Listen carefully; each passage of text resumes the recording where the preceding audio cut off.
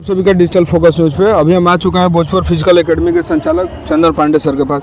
आइए sir, Bihar police के साथ साथ बिहार होमगार्ड की जो बहाली आई है उस पर अभी सर बच्चों को ट्रेन कर रहे हैं। सर सबसे पहले स्वागत है सर आपका। आपका भी बहुत बहुत स्वागत है, थैंक यू सर। जो ये बिहार में होमगार्ड के लेके अभी तैयारी चल रही है, बच्चे लोग कितना लोगों ने फॉर्म डाल भी दिया है, कुछ लोग अभी फॉर्म डालने वाले हैं, तो कुछ डॉक्यूमेंट के लेकर सर बच्चों में काफ़ी सारा ये क्वेश्चन आ रहा है कि सर किस NCL हो गया, EWS हो गया, कब का होना चाहिए, कब तक का इसमें वैलिड रहेगा नहीं रहेगा, क्या इसको लेकर आपका क्या कहना है सर? देखिए, ये दिसंबर महीने से हम इस चीज़ को लगातार बच्चों को फोकस कर रहे हैं। दिसंबर महीना जबकि किसी के पास उस समय तक सुबगाहट नहीं था, तब से हम बोल रहे थे कि देखो बच्चों, बिहार में एक होमगार्ड की भर्ती आने वाली है। तो बहुत सारे लोग इसके ऊपर कटाक्ष किए कि नहीं, इसमें एग्जाम का प्रावधान है।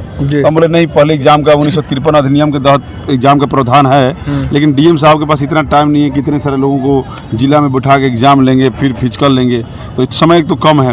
अब भर्ती इसको चुनाव से पहले खत्म ही कर देना है। तो खास तौर पे देखिए, बहुत सारे बच्चे ना वीडियो को देखते हैं, उनका आदत है स्किप करके देखना। तो स्लो करके देखिएगा, अच्छे से देखिएगा तो सारा चीज़ क्लियर हो जाएगा। डॉक्यूमेंट बहुत ही इंपॉर्टेंट है। सबसे इंपॉर्टेंट इसमें जो है कि यहाँ पर जो डेट ऑफ बर्थ को लेके बच्चे डाल दे रहे, कोई भी फोटो अटैच कर दे रहे हैं, नहीं।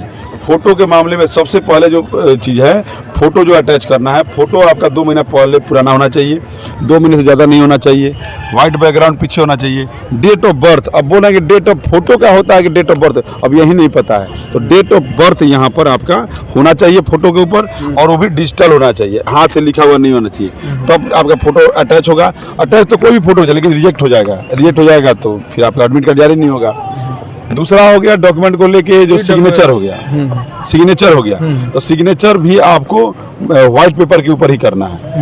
तीसरा डॉक्यूमेंट में हो गया आवासीय, जिस जिला के आप रहने वाले हैं उसी जिला का आपका आवासीय होना चाहिए, नहीं तो फॉर्म रिजेक्ट हो जा रहा है, नहीं तो बाद में आपका एडमिट कार्ड जारी नहीं होगा। आप जिस जिला के रहने वाले हैं वो एक ही उसी जिला को सिलेक्ट कीजिए, उसी ब्लॉक को सिलेक्ट कीजिए। जैसे बिहार में 3 जगहों पे, जैसे अरवल जिला को, या जो नवगछिया ब्लॉक हो गया, या बाघा ब्लॉक हो गया, इनको भर्ती में इस बार स्थान नहीं दिया गया है। जी। हाँ, तो यहाँ के बच्चे ना भरें। तो यहाँ के लोग क्या सर दूसरे डिस्ट्रिक्ट से अप्लाई कर सकते हैं? नहीं कर सकते हैं, वहाँ पर सीट नहीं है तो नहीं कर सकते हैं। अच्छा। तो ब्लॉक और आवासीय आपका बहुत इसमें इम्पोर्टेंट है, नहीं तो आपका फॉर्म रिजेक्ट हो जाएगा। एक लड़का 2 जिला से ना भरे, ये हो गया। उसके बाद इसमें रह गया कि आपका मैट्रिक इंटर 1/1/2025 का पहले का होना चाहिए। अगर उसके बाद का 2 जनवरी 2025 का भी आपका अगर 2 जनवरी का भी आपका इंटर अगर कंप्लीट हुआ है तो भी आप इस फॉर्म को नहीं भर सकते हैं। अगर आपका जन्म 19 साल नहीं हुआ है डेट ऑफ बर्थ, अगर आपका उम्र 1/1/2025 के बाद का अगर 19 साल हुआ है, आप नहीं भर सकते हैं। आपका जन्म 2/1/1985 के बाद का है तो आप फॉर्म नहीं भर सकते हैं। तो ये सारी चीज़ों का आपको ध्यान देना है। उम्र 19 से 40 रखा गया है। अब बहुत सारे बच्चों का आता है कि सर आवासीय कब का होना चाहिए, जाति कब का होना चाहिए, आय कब का होना चाहिए, तो ये इसके लिए कोई बॉन्डेड उसमें नहीं दिया गया है। जो आप नोटिफिकेशन पढ़ेंगे तो उसमें कोई बॉन्डेड नहीं दिया गया है। आप नोटिफिकेशन को उसके ऊपर स्क्रीन के ऊपर डाल दीजिएगा, उसमें कोई बॉन्डेड नहीं दिया गया है। ठीक है। अब रह गए बहुत सारे बच्चे बोलते हैं कि सर 1/1/2025 लिखा है, वो पूरी तरह से पेपर को पढ़ते नहीं है। तो उसमें क्या करना है कि उसमें देखिए 2 ही चीज को वो किया गया है। 1/1/2025 से पहले आपका 19 साल होना चाहिए, 1/1/2025 से पहले आप इंटर पास होना चाहिए। ये 2 चीज को ध्यान रखिएगा। अब बच गया NCL और EWS, जो सबसे ज्यादा, और जाति प्रमाण पत्र जो SC ST को लेकर सर बिहार पुलिस में भी काफी सारे अभ्यर्थी बाहर हुए हैं। इसको लेकर काफी सारे होमगार्ड में भी लोग डरे हुए हैं NCL और EWS को लेकर, इस पे आपका क्या कहना है? हाँ, देखिए NCL और EWS इसमें कोई बॉन्डेड नहीं मांगा है, आपके पास होना चाहिए। भर्ती से पहले का NCL EWS बनवा लीजिएगा, अभी भी नहीं बनवा है तो बना लीजिए, नहीं तो जनरल से फार्म भरिए। जरूरी थोड़ा है कि आप OBC में आते हैं तो आपके लिए NCL लागू ही होगा, नहीं, आप जनरल कोटे से फार्म भरिए। आप जनरल कैटेगरी से आते हैं तो जरूरी थोड़ा है कि आप EWS में भरिएगा, आप जनरल कोटे से भरिए। हमारे पास बहुत सारे बच्चों का EWS नहीं बन पाया था, हमने बोला जनरल से भर दीजिए। अच्छा सर, कुछ बच्चे ऐसे हैं कि मान लीजिए फॉर्म का डेट 16 अप्रैल है लास्ट डेट, जिनका मई तक वैलिड है अभी, तो अभी फॉर्म डाल दे रहे हैं, बाद में मान लीजिए उसको वो अपना बना लेंगे, फिर से उसको रीअपलोड करेंगे या री-एथी कर लेंगे, तो उससे कोई दिक्कत होगा सर? रीअप्लाई कर दे, कोई दिक्कत नहीं होगा। NCL EWS जाति, आवासीय, आय, ये सब का कोई वैलिडेशन नहीं है। और इसमें सबसे इम्पोर्टेंट जो उसमें दे दिया है, बोला कैरेक्टर। प्रमाण पत्र नहीं चाहिए, लेकिन कैरेक्टर अच्छा होना चाहिए। नहीं तो अगर आपका केस में नाम है तो जैसे फॉर्म अटैच करते हैं तो वहाँ पर लिख देना है कि मेरा है, वहाँ पे पूछ रहा है सर, पूछ रहा है। अब बहुत सारे बच्चे वहाँ पे नो करके निकल जाते हैं और बाद में उनका जब वेरिफिकेशन में फंस जाएंगे, आपको नहीं मिलेगा, आपको होमगार्ड से फिर बाहर कर दिया जाएगा, आपका पुलिस वेरिफिकेशन नहीं होगा। तो किसी भी तरह का आपके ऊपर केस है उस फाइल को अटैच कीजिए, अगर वो जेन्युइन है, अगर सामने वाले से आप एनओसी ले चुके हैं, सामने वाले का दोबारा आपसे कोई लेना देना नहीं है, तो इन सब बातों का ध्यान रखना है। और नहीं तो आप इस भर्ती, ऐसा नहीं है ये आसान भर्ती नहीं है, ये बिहार पुलिस से भी टफ नौकरी है। अब बिहार पुलिस से भी अब देखिए बहुत सारे बच्चों को पता नहीं होगा, 774 रुपये इसका वेतन मिलता है जी, पर डे के हिसाब से मिलता है, डेली ड्यूटी डेली पेमेंट।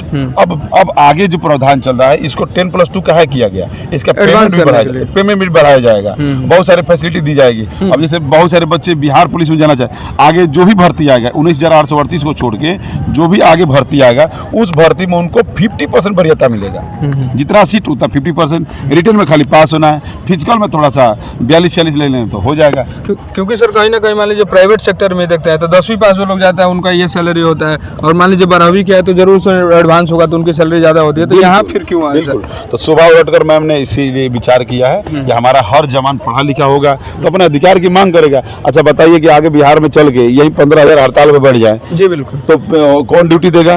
तो सरकार भी सोचेगी ना। तो आप पढ़े लिखे जाइएगा तब ना हड़ताल कीजिएगा, आप अंगूठा छाप जाइएगा तो कैसे कीजिएगा? तो मैडम ने कुछ सोच विचार के ही 10+2 किया है। कहीं ना कहीं सरकार अपने सभी विभागों को धीरे धीरे एडवांस करने में लगी हुई है। जरूरी भी है, हर विभाग में पढ़ा लिखा इंसान होगा तभी ना अपने बारे में सोचेगा, अपने बच्चों के बारे में सोचेगा। पढ़ा लिखा इंसान होना भी चाहिए। तो एडवांस सर काम लेना चाह रही है तो क्या उनको पे भी करेगी एडवांस लेवल पे? बिल्कुल, अभी इनको जहां तक मुझे जानकारी मिला था कि 31,000, लेकिन अब प्राप्त जानकारी जो बच्चे हमारे बता रहे हैं जो विभाग में है कि इनका पेमेंट शायद 41 या 42,000 होने वाला है। और बिहार पुलिस के समकक्ष इनका, जैसे आप बताइए बिहार, हाँ यूपी में है सबसे ज्यादा पेमेंट, पंजाब में है। जो जिला गृह वाहिनी का जो पेमेंट आप देखिएगा पंजाब में, आप जाइएगा पंजाब में आज की डेट में 45,000 का पेमेंट है, 45,000 यानी कि डेली का 1,500 रुपया हो गया।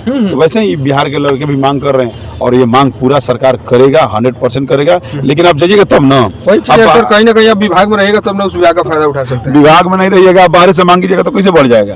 आप पहले उस विभाग में जाइए, विभाग में जाइएगा तब ना उसका पेमेंट का फायदा उठाइएगा। क्योंकि बिहार में ही देखा गया सर, शिक्षा विभाग का आया था, शिक्षा मित्र की बहाली आई हुई थी। वही हम आपसे जिक्र करना चाहते हैं कि शिक्षा मित्र से बहुत सारे लोग भाग गए। आप अभी देखिए परसों हमारे जो ए सिद्धार्थ जी हैं जी, IAS अधिकारी जो है, उन्होंने घोषणा कर दिया कि इतने कितने 13,000 प्रधानाध्यापक अब उसी में से, तो वही ना शिक्षा मित्र हुए जी, जो शिक्षा मित्र पहले हुए थे वही अब प्रधानाध्यापक बन रहे हैं। कहीं ना कहीं सिर्फ 1,500 रुपए में बहाली हुई थी उनकी, और रुके तब ना, आप जाके वहाँ होल्ड किए तब ना। आप बताइए कि आगे चल के अगर यही 15,000 लोग में से एक लोग कहेगा कि हम चलो हम तुम्हारा केस लड़ते हैं हाई कोर्ट सुप्रीम कोर्ट में पेमेंट को लेके, तो 14,999 आदमी उसको सपोर्ट करेगा, तो हर केस लोग जीतेगा ना। बिल्कुल बिल्कुल। आपके लिए दिल्ली से ना केस लड़ने आ जाएगा, तो आप पहले विभाग में जाइए, तब उसके बारे में सोचिए। तो सर का सीधे मुख्य तौर पर कहना यह है कि मान लीजिए आप लोग फिजिकल की तैयारी कर रहे हैं, लेकिन कहीं ना कहीं पेपर में अगर गड़बड़ी होता है तो सर सारा मेहनत असफल बिल्कुल। पहले आप जाइए, आज जाके डॉक्यूमेंट बढ़िया से अटैच कीजिए, डॉक्यूमेंट बढ़िया से बनवा लीजिए, और नहीं तो फिर बाद में अपना चरित्र साफ रखिएगा। चरित्र साफ है तभी आप पुलिस में जाइएगा, और चरित्र साफ नहीं तो आप नहीं जाइएगा। चरित्र प्रमाण पत्र का यहाँ बहुत वैलिडेशन है, बाकी तो चल जाएगा आगे पीछे का, लेकिन ये वाला नहीं चलेगा। चलिए सर से जाते हुए मैं एक लास्ट क्वेश्चन रहेगा सर। मान लीजिए सर जिस दिन बहाली के दिन जो लोग फॉर्म अप्लाई कर दिए हैं, बहाली के दिन ग्राउंड पे जाते हैं, तो उस दिन कौन कौन से डॉक्यूमेंट लेके जाने होंगे सर? मैट्रिक और इंटर का मार्कशीट, मैट्रिक और इंटर का मूल प्रमाण पत्र, आपका आवासीय, आपका आधार कार्ड, और आपका जो ये NCL EWS हो गया, या जो SC ST वाले जाति बनाए हैं, इन सारे डॉक्यूमेंट को लेकर जाना पड़ेगा। और कोई सर अनिवार्य ऐसा तो कोई नहीं दिख रहा है डॉक्यूमेंट सर? नहीं, बस इतना डॉक्यूमेंट। ग्रामीण स्तर पे SP ऑफिस से सर कैरेक्टर का लेना देना कोई ऐसा? कैरेक्टर आपको नहीं बनवाना है, कैरेक्टर आपका पुलिस खुद वेरीफाई कर लेगा। नहीं सर, मान लीजिए उस दिन जाने पे ग्रामीण स्तर पे जो सरपंच का लगता है ऐसा कुछ नहीं चाहिए, बस वहाँ आप जाइए, कैरेक्टर आपका अपने आप पुलिस विभाग पता कर लेगा। इतना उसके पास नेटवर्क है कि आपका कैरेक्टर पता कर लेगा। चलिए सर, बहुत बहुत धन्यवाद सर। धन्यवाद, जय हिंद।